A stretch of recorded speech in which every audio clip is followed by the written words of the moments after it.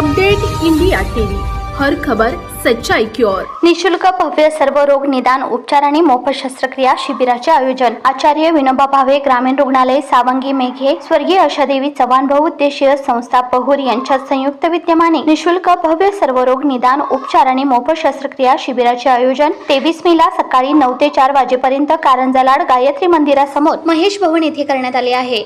सदर शिबिरात पुढील आरोग्य विषयक बाबींची तपासणी व उपचार केले जातील।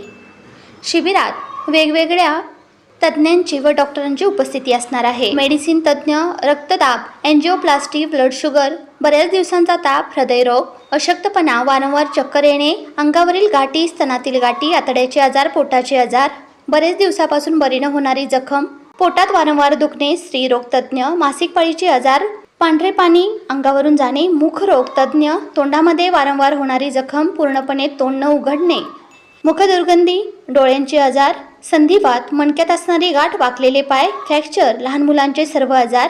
शिबिर स्थळावर नोंदणी मोफत, तज्ञ डॉक्टरांकडून मोफत तपासणी व सल्ला। शिबिरानंतर भरती रुग्णांना सर्वसामान्य चाचण्या म्हणजे एक्सरे, रक्तलघवी चाचणी, सोनोग्राफी मोफत असणार आहे। तसेच भरती असणाऱ्या रुग्णांना खाट शुल्क, जेवण मोफत, तसेच विशिष्ट चाचण्या म्हणजे सिटी स्कॅन, MRI इत्यादी चाचण्या आवश्यकतेनुसार व डॉक्टरांच्या सल्ल्यानुसार पूर्णतः मोफत केल्या जातील। रुग्णांचा आजार सरकारी योजनेत येत असल्यास सरकारी योजनेला प्राधान्य देण्यात येईल। रुग्णांचा आजार महात्मा फुले जन आरोग्य योजनेत आल्यास उपचार मोफत करण्यात येतील। तसेच या शिबिरामध्ये सर्व प्रकारचे कॅन्सरचे निदान व संदर्भ सेवा देण्यात येतील।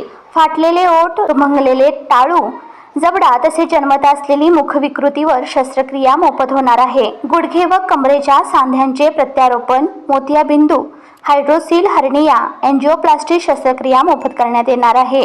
तसेच भरती रुग्णांना हॉस्पिटलमध्ये जाण्याकरिता वाहनांची व्यवस्थाही मोफत राहील। शिबिरामध्ये येताना रुग्णांनी आधार कार्ड, रेशन कार्ड सोबत आणायचे आहे। तरी सदर शिबिराला उपस्थित राहण्याचे आवाहन डॉक्टर महेश चव्हाण आणि मित्रमंडळ कारंजा लाड मानोरा यांनी केले आहे। वाशिम जिल्हा प्रतिनिधी विजय खंडार। माझे 2 वर्षाचं असताना झालं होतं।